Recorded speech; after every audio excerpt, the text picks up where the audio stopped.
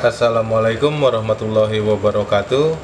Jumpa lagi bersama saya di channel Erik Viro, tutorial bagaimana mengatasi berbagai penyakit dan mengatasi gangguan kesehatan dengan pijat refleksi. Oke teman-teman, jadi pada kali ini saya akan mencoba untuk memberikan tutorial video mengenai bagaimana mengatasi gangguan asma ya, gangguan asma dengan pijat refleksi. Nah, gangguan asma ini sering terjadi di masyarakat kita, banyak yang mengalaminya baik dari umur yang masih muda atau umur yang sudah dewasa. Jadi gangguan asma itu adalah kesulitan pada saat kita bernafas ya. Jadi pada saat nafas tuh kayaknya susah karena aliran oksigennya tidak lancar ke arah paru-paru dan saluran-saluran pernafasan lainnya. Oke teman-teman, sebelum melakukan pemijatan ini yang harus kita lakukan tuh apa aja sih? Nah, yang pertama itu adalah stretching. Nah, stretching itu apa? Stretching itu kita melemaskan kaki-kaki yang ada di otot-otot kaki ya, atau otot telapak yang ada di permukaan bawah maupun permukaan yang bagian atas. Supaya apa? Supaya menjadi lemas otot-ototnya. Nah, fungsinya memaksimalkan nanti hasil pijatan. Nah, terkadang kita menemui kaki seseorang itu mungkin terjadi penebalan atau ada kapalan-kapalan, dan itu terus terang agak menghambat untuk agar bisa maksimal pengobatannya.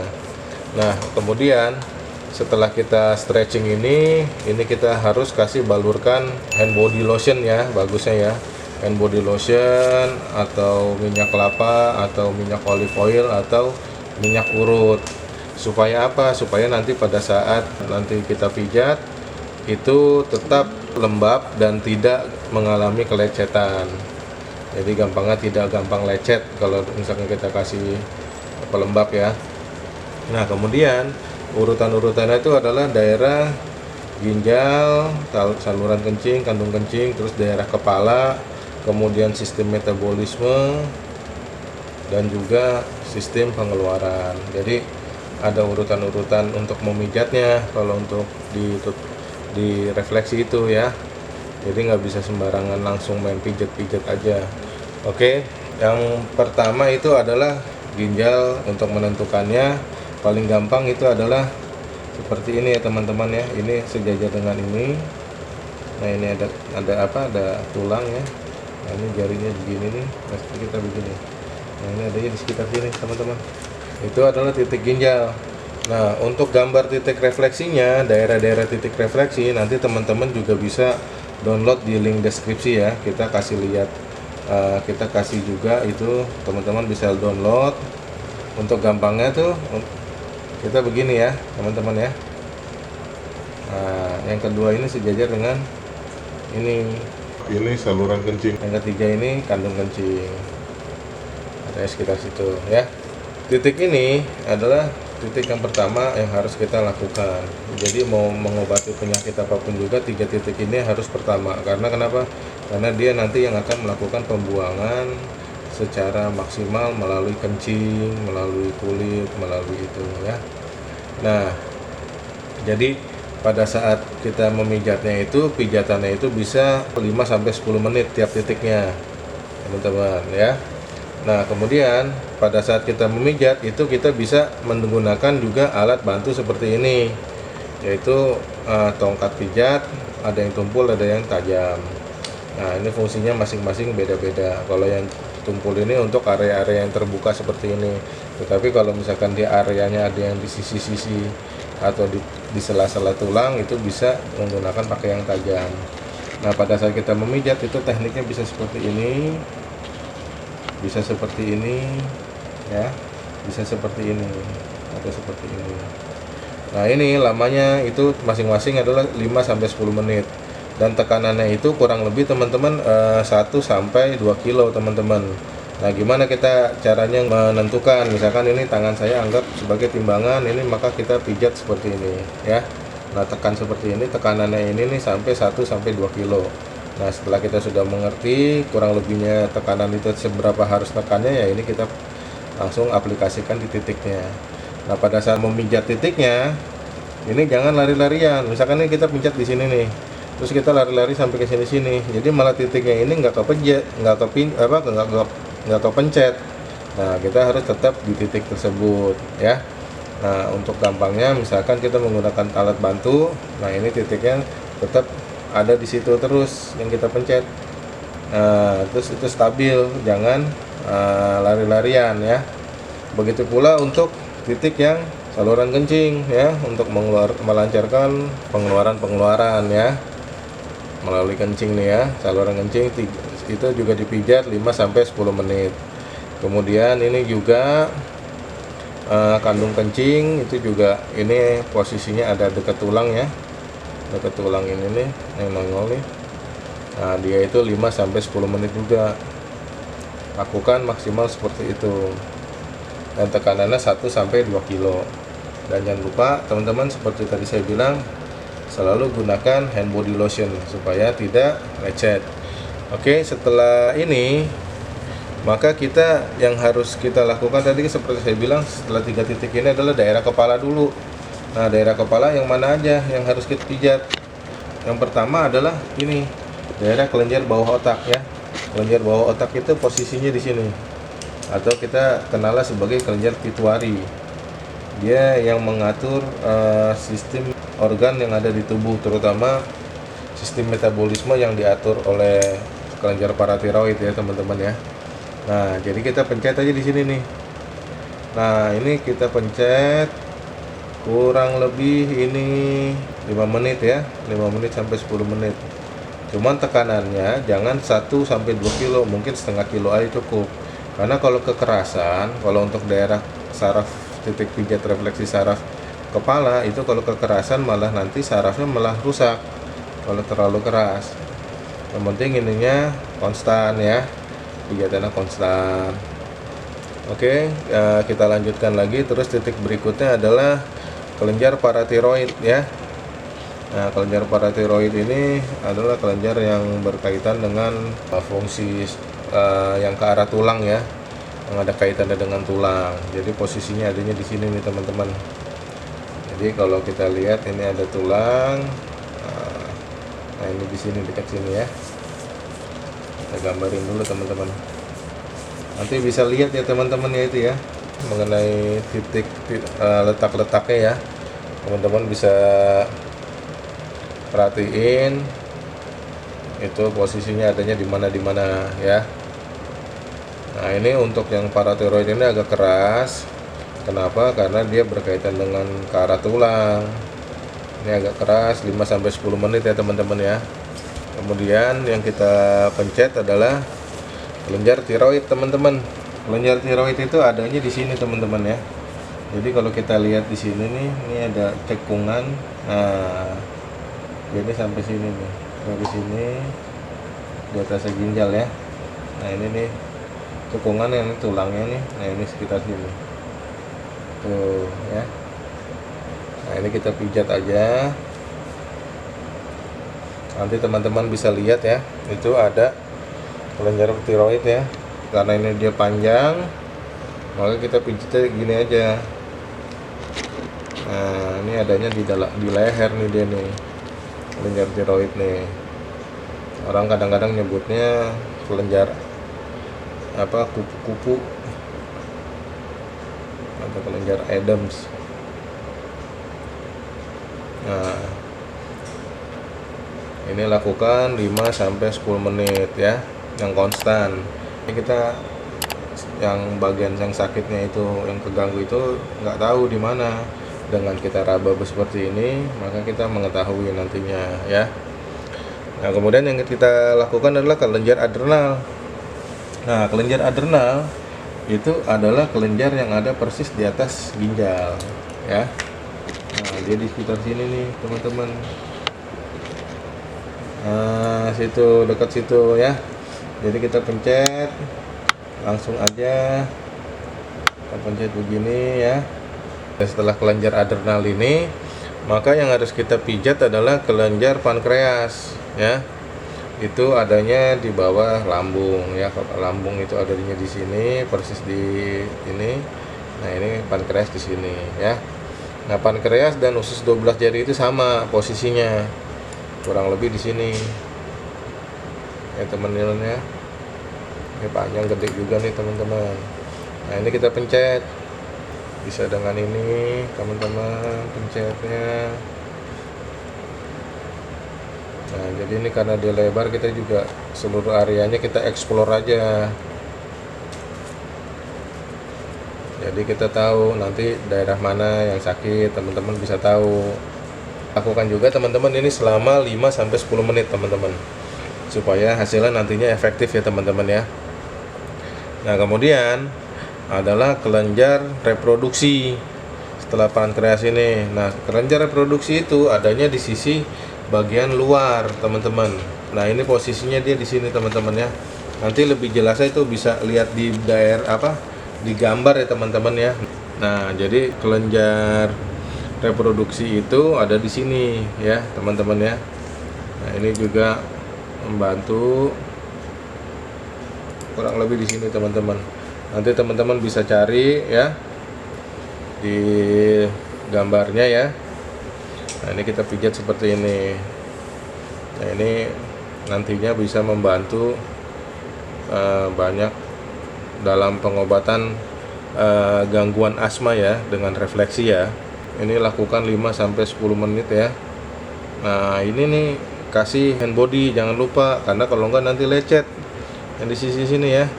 Dan ini harus dari bawah ke atas karena ini arahnya ke jantung semuanya. Oke teman-teman, kemudian yang harus kita pijat adalah kandung empedu. Nah, cuman kandung empedu itu adanya nanti di sebelah kanan teman-teman. Nah, ini karena saya lagi mengerjakan pemijatan di sebelah kiri, maka kita lakukan ini adalah daerah jantung ya teman-teman ya, karena asma juga berkaitan dengan jantung. Ini posisinya dia nih ada di atasnya ginjal ya teman-teman ya. Jadi posisinya dia di sini nih teman-teman nih. Nah, gitu teman-teman posisinya ya. Jadi kalau kita beginiin, ini titik 2. Nah, ini ada yang mentok di sini nih di bawahnya ya. Nah, ini di atas ginjal. Nah, biasanya kalau orang yang itu kita pencet begini sakit dia kalau jantungnya bermasalah. Nah, ini lakukan selama 5 sampai 10 menit. Cuman untuk titik jantung ini teman-teman tolong diperhatikan, jangan terlalu keras tekanannya, 1 kilo aja kurang lebih. Karena kalau terlalu keras nanti mengakibatkan perubahan tekanan darah di jantung, tekanan saat mompaknya ya, jantung memompa. Jadi jangan terlalu ekstrim ya. Setelah dari jantung ini, maka yang harus kita pencet adalah daerah bronkus ya. Nah, bronkus itu adanya di sekitar sini teman-teman, paru-paru bronkus ya. Ini luas nih juga nih dia nih. Nah, sekitar situ ya. Nah, kalau karena udah di sini, ini udah mata ya. Mata nih daerah sini bawah jari itu adalah telinga. 5 sampai 10 menit ya. Nah, kemudian setelah kita pencet daerah sini, daerah paru-paru teman-teman, kita pencet lagi daerah dada bagian atas teman-teman ya. Nah, jadi kalau misalkan di belakangnya ini paru-paru atau saluran bronkus ya, nah ini kita pencet atasnya, yaitu bagian dada bagian depan ya. Nah, untuk memperlancar otot pernapasan di dada ya. Nah, kemudian juga daerah diafragma sini ya, ini melingkar dia di sini ya. Kita pencet juga di sini. Nah, pokoknya kalau mencet ini nih daerahnya kita pencetannya dari bawah ke atas ya. Kemudian setelah ini kita pencet, maka daerah tenggorokan teman-teman. Tenggorokan itu persis adanya di ujung sini nih teman-teman nih. Jadi nanti teman-teman bisa lihat di gambar ya, ini adanya posisinya kecil banget nih di sini nih. Nah, tetapi bukan kecil di sini, tapi dia ke arah sini, ke bawah, ya, ke arah bawah sini. Nah, ini kadang-kadang karena ini adanya di sela tulang, maka kita pakai ini. Makanya jangan lupa menggunakan hand body dan minyak, ya. Kasih hand body ya. Nah, setelah dikasih hand body, nanti ini kita pencet-pencet. Pijat di sini nih kurang lebih 5 sampai 10 menit. Cuman kalau pengalaman saya kadang-kadang 5 menit sudah cukup biasanya. Oke, teman-teman. Nah, setelah leher tadi, maka kita juga ke kelenjar getah bening ya. Kelenjar getah bening bagian bagian dada ya. Nah, ini posisinya adanya kurang lebih dari segini nih teman-teman nih. Nah, ini nih ya. Nah, ini kalau udah ke sini arahnya, kalau udah ke sini nih arahnya ke leher. Nah, ini kenapa saya selebar ini, sebenarnya dia melancip ya. Karena nih tulang ini dan tulang ini membentuk segitiga gitu, lancip. Nah, ini kita pencet begini aja. Dari bawah ke atas, dari bawah ke atas itu selama 5 sampai 10 menit ya. Atau kita bisa begini juga cara pijatnya ya. Nah, kemudian bisa juga dengan cara menggunakan kayu ya, seperti ini ya teman-teman ya. Nah, kemudian setelah 5 sampai 10 menit kita lakukan lagi juga pemijatan di sebelah kelenjar getah bening bagian perut. Nah, ini posisinya adanya di sini nih dan di sini ya.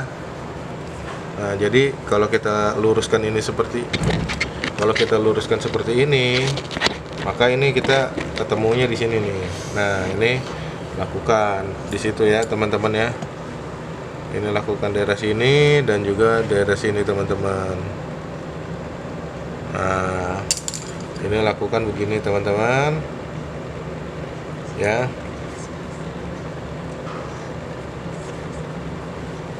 Nah, ini lakukan juga 5 sampai 10 menit. Ini juga 5 sampai 10 menit teman-teman.